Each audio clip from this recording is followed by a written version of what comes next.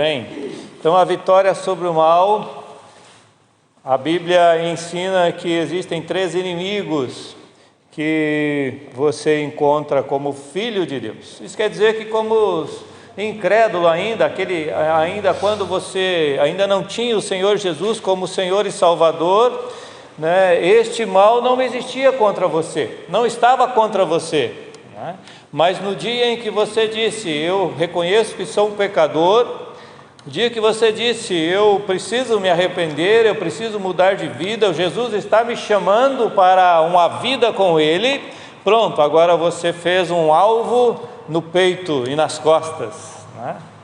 E esses 3 inimigos estão para te derrubar. 3 inimigos, né? Podemos dizer que invisíveis. Você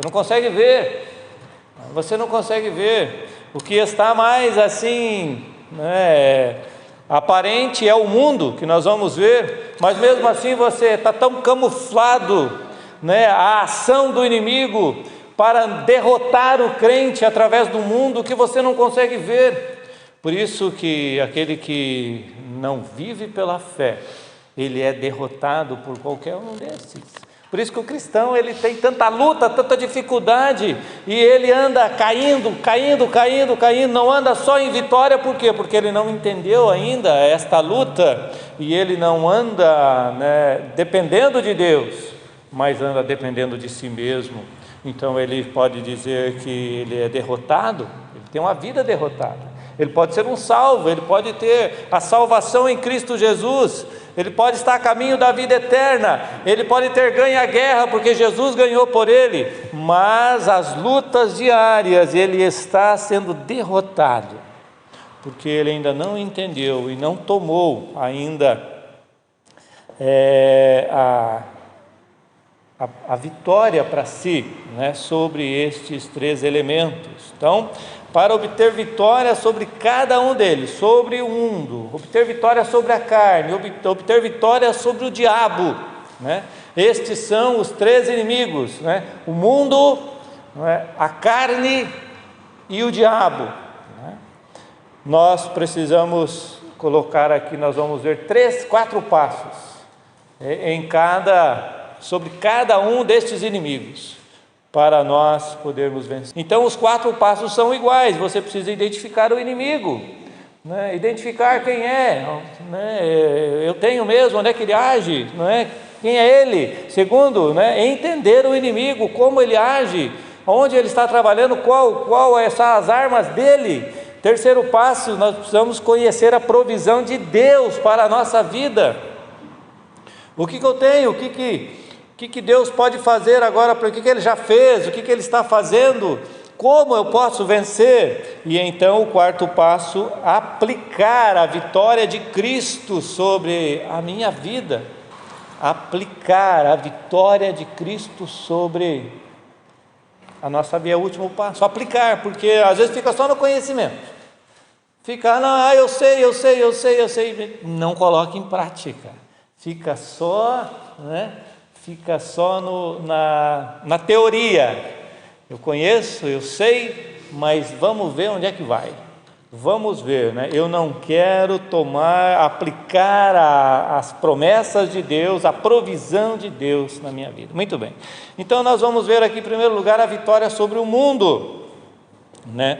Vamos então para o primeiro passo, identificando o mundo, identificando este inimigo, ok? Então a apostila diz, quando a Bíblia fala de mundo, neste caso não está se referindo à criação de Deus, não está falando que é a criação de Deus que é o mundo, não, né? Mas ao sistema do mundo, né? Que esse sistema é organizado com princípios egoístas, motivos impróprios, padrões, né, carnais, mundanos e não espirituais, e que é oposto às coisas de Deus. O mundo, meus irmãos, é anti-Deus. Vocês viram o texto que Deus nos deu para decorarmos hoje? Não ameis o mundo, né? nem as coisas que no mundo há. Aquele que amar o mundo, o amor do Pai não está nele. 1 João capítulo 2, verso 15, agora eu lembrei. Lembrei melhor, né? Então, o mundo, a Bíblia diz que jaz no maligno, o mundo perece no maligno. Não é à toa que nós somos peregrinos e forasteiros neste mundo. Aqui não é o nosso lugar.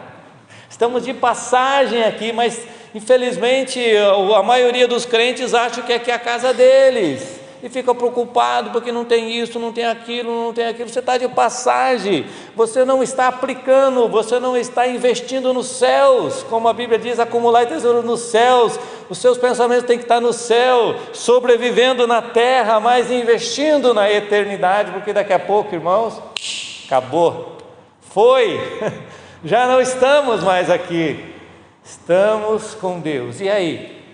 O que tendes preparado, Jesus pergunta, para quem será? Para quem será? Poxa vida, quanta oportunidade eu perdi lá na terra de aqui estar aproveitando eternamente, para sempre, né? E o que eu fiz? O pastor tentou avisar, mas ficou apenas na teoria. Que não fique na teoria, né? Que não fique. Mundo, queria dar, antes de ver o versículo, né? Queria dar um exemplo aqui, sobre o mundo, para nós entendermos melhor. Certa ocasião, eu já falei isso aqui, não me lembro se eu falei, eu vou falar de novo. Certa ocasião eu fui chamado para visitar um político, e esse político, ele se dizia cristão, ele era um vereador e também presidente da Câmara dos Vereadores, ele era uma autoridade abaixo do prefeito. Muito bem. Sentado na mesa dele, ele me perguntou assim, né, como ele se caracteriza como cristão. Então ele perguntou assim para o pastor, queria a sua opinião, diga. Ele, olha, na sua opinião,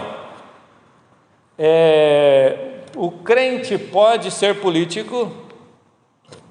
Se ele é político, ele quer me colocar no Arapuca, né? O crente pode ser político? Aí eu não pensei muito, né? Eu respondi, olha, eu não gosto de responder uma pergunta com outra, mas desculpe, mas eu vou ter que fazê-lo agora, né? Vou te perguntar, eu que tenho que te perguntar primeiro, é possível um crente entrar na política e sair de lá e permanecer, sem sujar as mãos? E a resposta dele de imediato, ele não pensou, não, pastor, é impossível. Por quê? Porque ele era uma pessoa, ele queria ser digno, só que o sistema não permitia. Olha, ou você entra conosco, ou cuidado, que a tua família nós conhecemos, é desse jeito.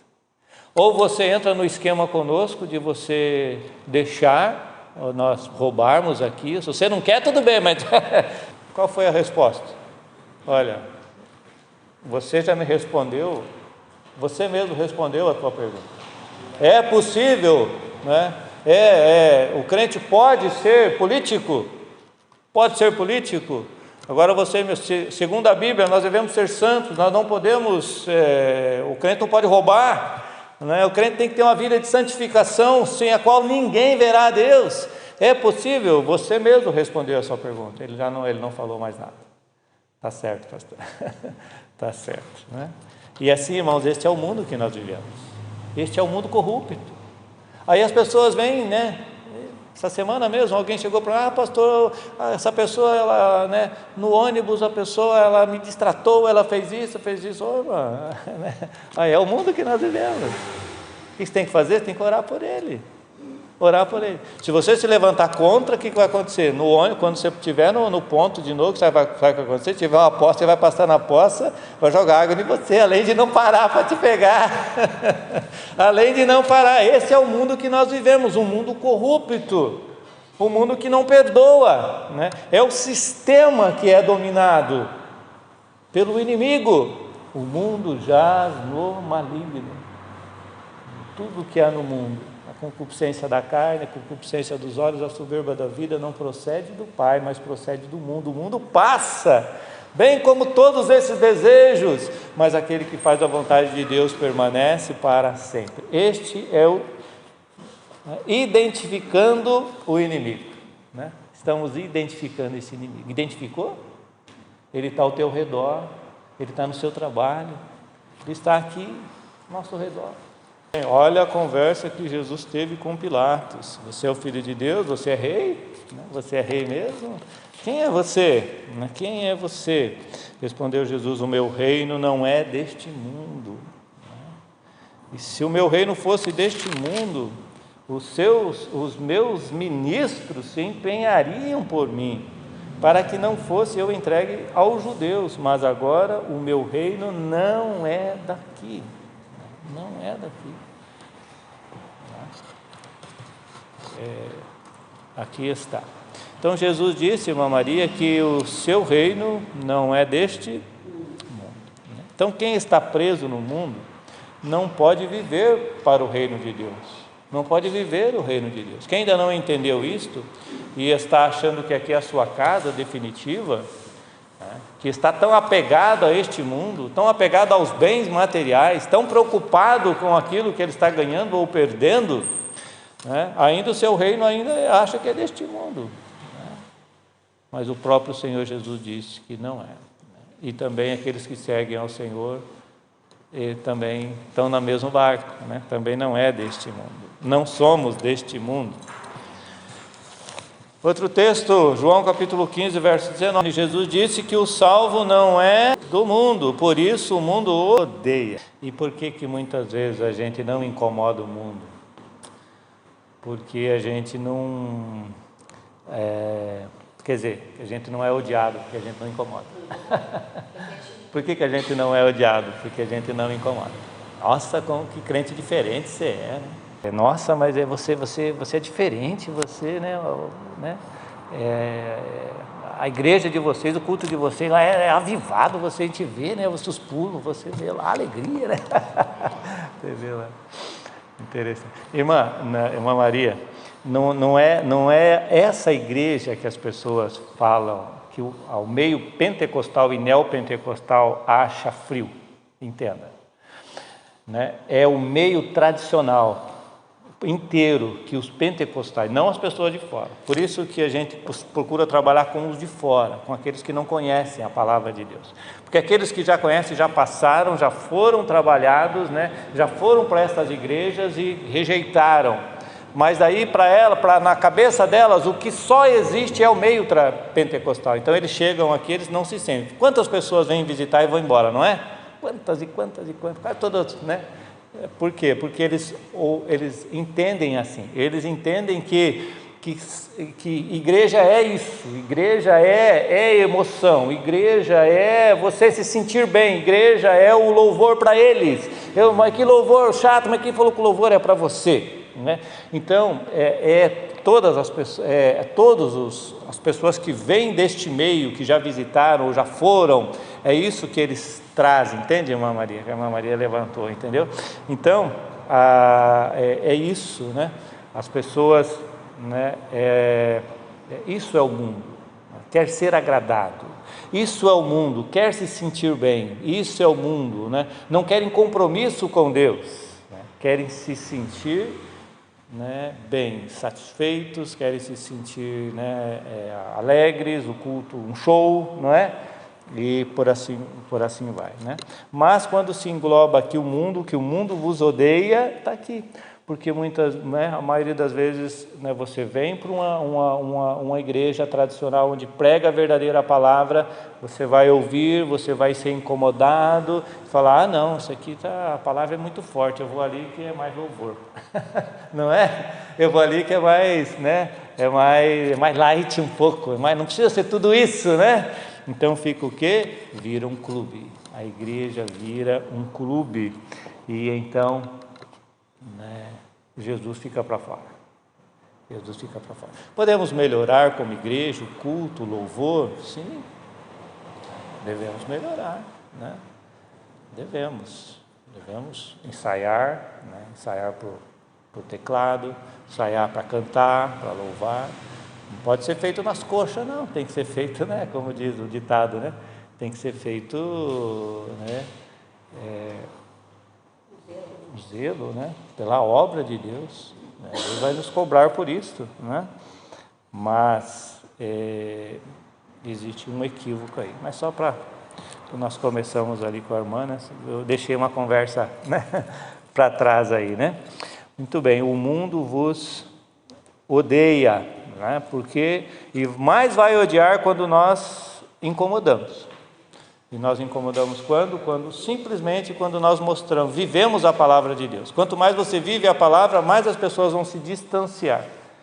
Então as pessoas, quando ela se mostra diferente na vida, né, mostrando a palavra, demonstrando Cristo, demonstrando santificação, a pessoa olha, opa, eu não quero isso aí para a minha vida, eu quero continuar no meu erro, no meu pecado. Então você se distancia. Este é o mundo, né? O nosso inimigo. Tiago capítulo 4:4. Infiéis, não compreendeis que a amizade do mundo é inimiga de Deus? Aquele que quiser ser amigo do mundo constitui-se inimigo de Deus, né? Quem é amigo do mundo se torna o que de Deus, meu irmão? Inimigo de Deus, né? Então, quando você, né, se coloca, né, você fala sobre os seus amigos, sobre as suas amizades, né, que são do mundo, se eles não têm o Senhor Jesus Cristo, você está com um problema na mão, porque Deus não aceita, porque amigo é uma palavra muito forte, né? Se o meu amigo é aquele que não tem a Cristo, então você está se caracterizando como você também não tem a Cristo, porque amigo fala as mesmas coisas, pensa da mesma forma, age da mesma forma. Qual é a palavra que você tem que trocar? Colega, é um conhecido, né? E eu estou procurando me aproximar, mesmo que ele me tenha como amigo, mas eu estou me aproximando dele para quê? Para ganhá-lo para Cristo, se eu tiver condição também. Se eu não tiver, eu mantenho distância. Por exemplo, eu tenho problema com álcool, mas o meu amigo é alcoólatra, ele tem problema também, eu vou me aproximar dele por quê? Eu vou cair, né? Eu tenho problema com droga, né? O meu amigo ele usa, eu vou me aproximar dele para quê? Não, peraí, né? Chama o pastor que o pastor vai com você, fica mais fácil, né? Ou o amigo, ou um irmão em Cristo, né? Não, né? Então cuidado com esse negócio de falar o meu melhor amigo ou o meu amigo, né? Este constitui-se inimigo de Deus, aquele que é amigo do mundo, porque nós não somos deste mundo, ok? Então aqui identificado o inimigo, realmente existe, está aqui, né? Quer nos levar novamente para o mundo, quer nos afastar de Deus e fazer com que nós vivamos no secularismo, né? É isto que o mundo quer. Não preciso de Deus, não preciso de igreja, não preciso de Bíblia. E você pode curtir o mundo, você pode viver como nós vivemos, todos como nós vivemos, não precisa mudança, não é? Então agora nós vamos para continuar entendendo o segundo passo, entender o inimigo. 1 de João capítulo 2:16. Então, quais são as 3 maneiras que o mundo usa para tentar o salvo, Alonso? Concupiscência, o que é concupiscência? Né? Forte desejo, né? Desejo forte. Dá o que, irmão? Da carne, né? Então coloca aí, né? Pensemos aí, o que é esse, como assim desejo da carne? É o desejo de experimentar, é o desejo de sentir, é o desejo de ter aquela experiência, aquele forte, incontrolável, que só quem vai controlar? O Espírito Santo, você dando lugar ao Espírito e não à carne, porque a carne você não controla, fica incontrolável. Tem pessoas que, dependendo do desejo, tremem assim, né? Tremem para cumprir aquele desejo, seja o vício, seja até questão de sexualidade, né? é incontrolável. Por isso que é o Espírito Santo que tem que nos controlar. Dai lugar ao Espírito, não é? E jamais satisfareis a concupiscência da carne, diz o texto abaixo. A concupiscência da carne, né? As 3 maneiras que o mundo usa para tentar o salvo, né? Concupiscência da carne, concupiscência, o desejo ardente do que, Alonso? Dos olhos, colocou aí? O que é esse desejo ardente dos olhos? Né? Desejo de ver, desejo de ter, desejo de possuir, né? Jesus disse que os olhos são a lâmpada do corpo. Se os seus olhos forem bons, todo o seu corpo será luminoso. Se forem maus, quão trevas serão. Então o que você vê, né? Você vê. Jesus disse: olha, não adulterarás, né? Mas eu, porém, vos digo: aquele que olhar com intenção impura no seu coração, já adulterou, né? Mas eu eu só fico pensando, está adulterando, né? Está pecando contra Deus. Não é apenas no ato sexual que existe a fornicação, que é o sexo fora do casamento, né? Mas também mesmo a pessoa sendo casada, ela pode viver uma vida de adultério quando ela dá margem aos seus pensamentos. E hoje, infelizmente, com a internet na mão aí, né? Não precisa nem você pedir, né? A internet vem as fotos, né? Vem as fotos ilícitas, vem as fotos de homens, de mulheres, né? Como ali vieram ao mundo, né? E ali o que acontece? Concupiscência dos olhos. Tem pessoas que estão indo para o inferno com um vício da pornografia. E não é só homem não, mulher também, né? Mas o mais é homem. Vício, concupiscência dos olhos. O que você tem que fazer? Orar, jejuar, porque é um dos piores vícios que existe. Tem pessoas casadas, eu ouvi falar de pastores até que ficaram presos a esse vício. Graças a Deus que o que nós ouvimos foram libertados, né? Mas é a concupiscência, é o desejo ardente dos olhos, né? E quando o ser humano crente cai nesse desejo, ele precisa colocar todas as forças em Deus, né? Lançando sobre ele toda a vossa ansiedade, colocar tudo diante de Deus para se libertar, porque meu poder não está nele. E então Deus vai dar forças e Ele vai fazer o que está ao seu alcance, né? O que Ele tem que fazer? Se a tua mão pecar, arranca,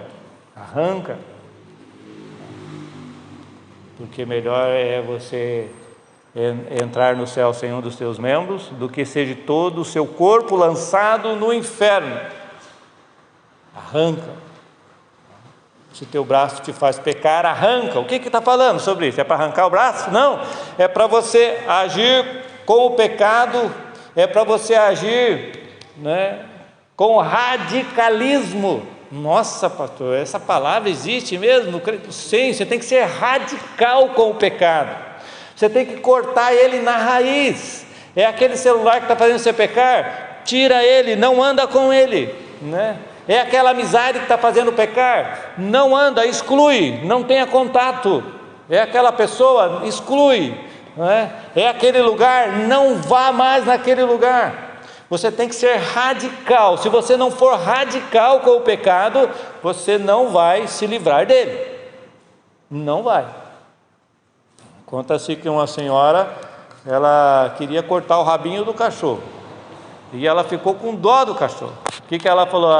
Não, tanta dó do cachorro. Ela cortava um dedinho né? Toda semana ela ia lá e cortava um pouquinho, né? Toda semana, ou seja, sofreu muito mais, né? É uma comparação para a gente entender, né, que as pessoas, elas querem ir parando aos poucos. Querem parar, o que fuma quer parar um cigarro hoje, outro cigarro semana que vem. Eu estou parando, nunca para.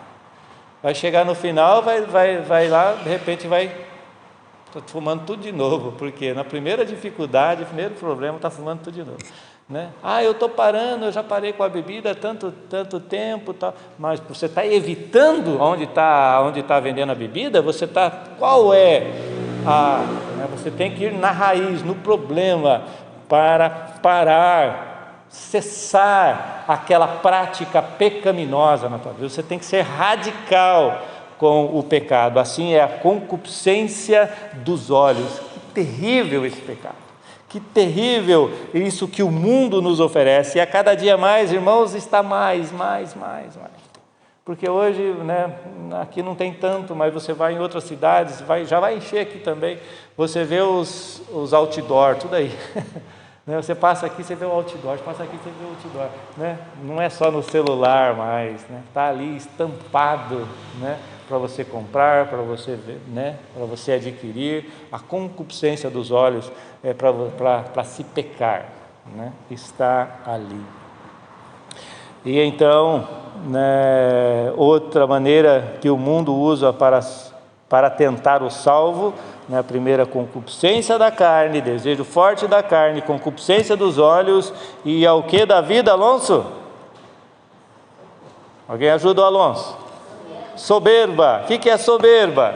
Né? Soberba da vida, né? O que é a soberba da vida? O orgulho, né?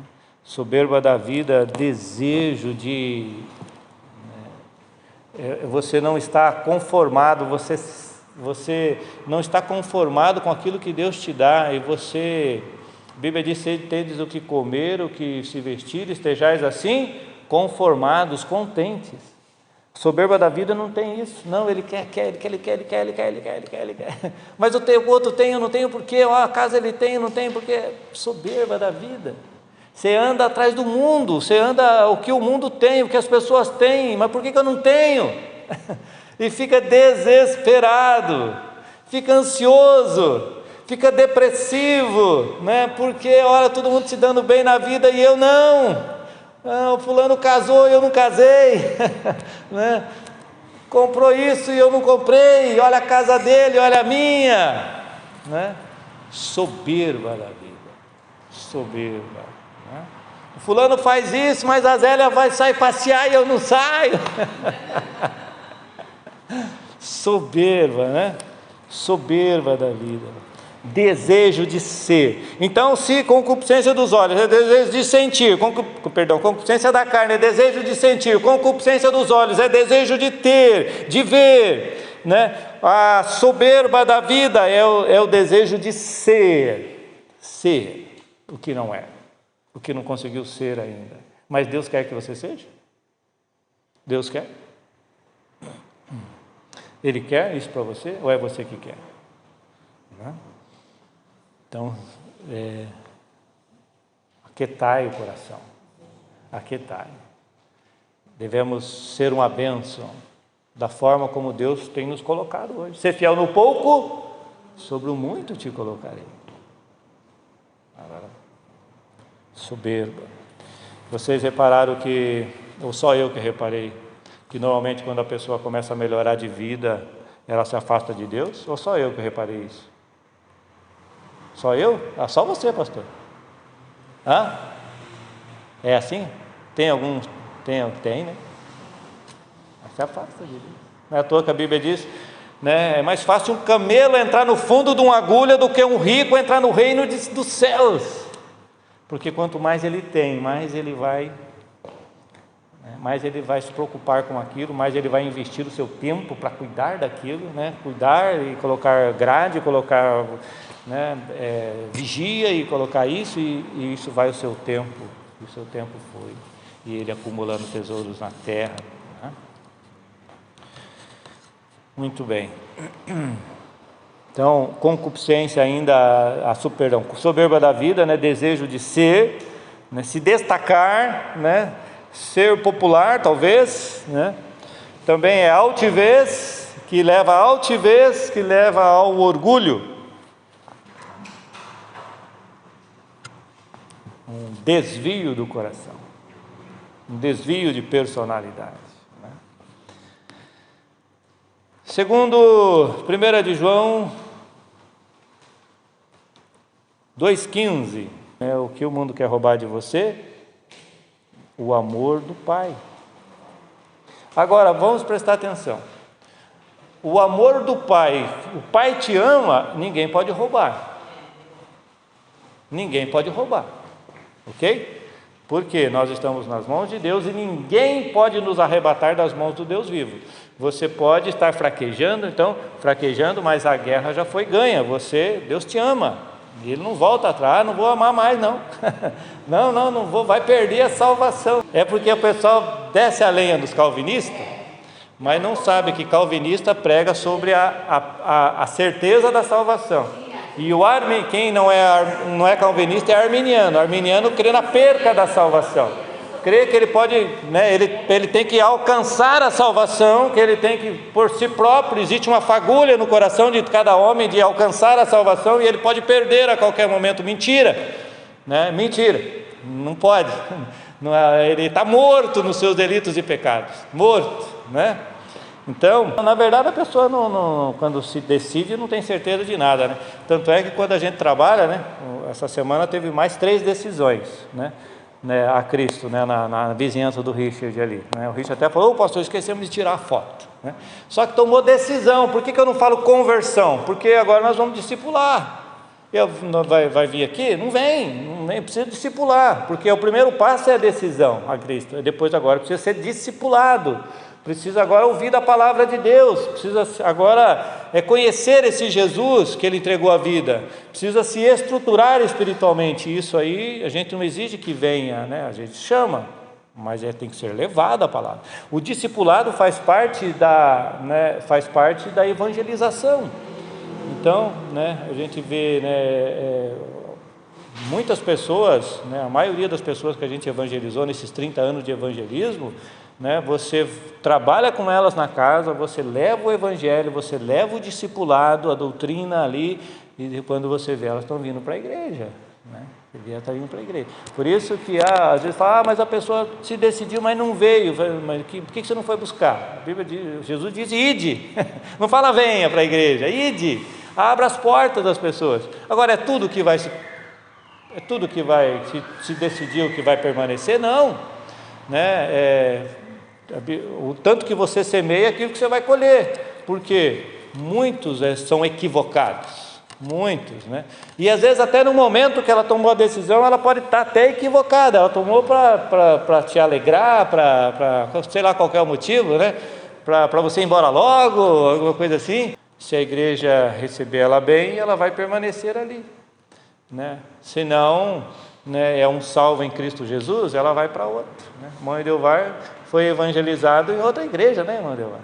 E aí foi amado aqui pela igreja e permaneceu aqui, Permaneceu, assim é, assim é. Então, aí vai, de nós mostrarmos o amor cristão para as pessoas, porque os salvos, Deus nos torna dignos, de receber as almas, de amar as almas, de poder direcioná-las no caminho de Deus, ok?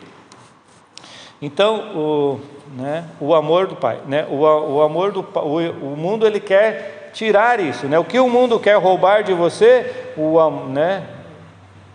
aqui seria mais cabível aqui, o amor do Pai ninguém pode roubar, mas o nosso amor ao Pai, isto o mundo quer roubar.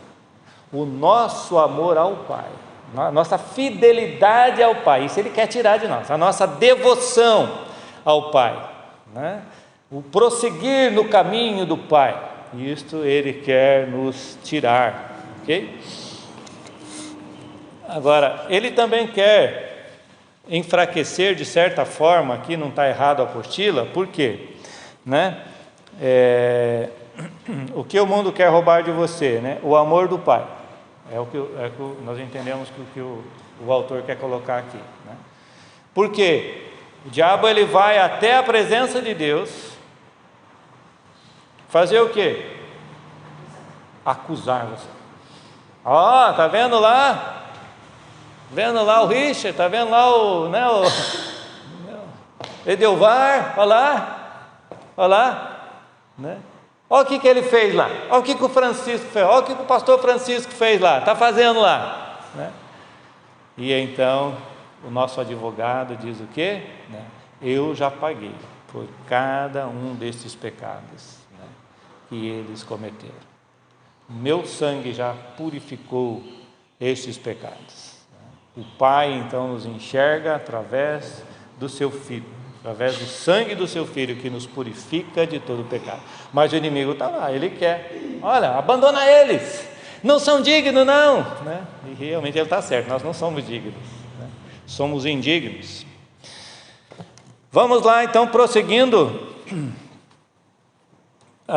Então identificamos o inimigo, né? Entendemos o inimigo, como que ele trabalha, né? Através desses desejos, ele quer nos derrotar. E terceiro passo, agora devemos conhecer a provisão de Deus para a vitória. João capítulo 16, verso 33. A provisão de Deus, terceiro passo, conhecendo a provisão de Deus para a vitória, né? Jesus, como Jesus então nos conforta, irmão Delvar? Tende o quê? Bom ânimo. Eu venci o mundo, né? E nele nós venceremos. Jesus venceu o mundo. Ele padeceu, ele sofreu, mas ele venceu o mundo. Venceu, né, obedecendo, venceu passando por tudo aquilo que a Bíblia dizia que ele tinha que passar: ser maltratado, ser crucificado, morrer, ressuscitar ao terceiro dia. E aí nós estamos nesse mundo e não queremos sofrer. Não queremos, né? Queremos? Não queremos. Não. E aí entra, né, mais uma vez, né, a igreja fria, né, que é só vitória. Né? A igreja quente é só vitória, é só vitória, mas quem falou que é só vitória? Não, a Bíblia diz: meus irmãos, tende por motivo de toda alegria o passardes por várias provações, vários problemas, várias dificuldades, sabendo que a provação da vossa fé, uma vez confirmada, produz perseverança. Perseverança. Então no mundo tereis aflições. Sabe quanto mais aflições nós vamos ter? Quando você não se envergonha, quando você incomoda o mundo, aí você vai ter mais dificuldade ainda. Você vai agradar mais a Deus, mas o mundo vai ficar mais insatisfeito com você. Mas a gente quer agradar todo mundo. A gente quer agradar todo mundo. A gente não quer perder o emprego, né? Não quer desagradar, né? Temos lá agora nós temos aí o nosso, né? Daqui a pouco vai mandar o link, né, Richard, para todo mundo, né? Espero que você compartilhe. Não que você coloque na tua rede social e que você, né, compartilhe para os outros, porque isso aqui tem que chegar no incrédulo. Mas que você mande links, que você mande para as outras pessoas, para que você evangelize através disso, para que você não se envergonhe do Evangelho. Então isso que nós estamos pregando aqui na teoria, você tem a oportunidade. Quando, Richard, que vai chegar para eles? Daqui um dia, né? Ele tem que fazer isso aí, leva um tempinho, né? Eu sei que leva, para que você faça isso. Aí eu quero ver, quero ver. Né? Deus quer ver em você colocar em prática. Eu não saio no evangelismo, agora você vai ter a oportunidade de evangelizar. Quero ver se você vai amar o mundo ou amar a Deus. Chegaram para os discípulos e falaram assim: olha, parem de falar neste nome, nós já proibimos. Por que vocês estão? Vocês já foram açoitados por fazerem isto. Qual foi a resposta dos discípulos, meus queridos irmãos? Antes importa obedecer a Deus do que a vocês. Antes importa obedecer a Deus do que aos homens. E quando nós traçamos isso, meus irmãos, quando nós entendemos que nós estamos neste mundo para sermos sal, para sermos luz, para resplandecermos a nossa luz diante dos homens, sabe o que vai acontecer? Você vai começar a ter paz no seu trabalho, na tua casa. Você vai começar a ter alegria, aquela alegria que Jesus disse: olha, eu vim para que tenham vida e a tenham em abundância. Nós vamos experimentar, porque você não vai estar apenas cuidando do teu trabalho ali, das tuas coisas, mas você vai estar cuidando das coisas de Deus. É o que nós vamos falar um pouco nesta noite, né? Tem um tópico mais ou menos sobre isso, que a gente cuida de tudo, menos das coisas de Deus lá fora. Não se preocupa. Muito bem. Estamos chegando ao final, né? Aqui está, né? Conhecer a provisão de Deus sobre a vitória, para a vitória, né? Jesus diz: eu venci. E em Jesus nós somos vitoriosos, nós somos vencedores.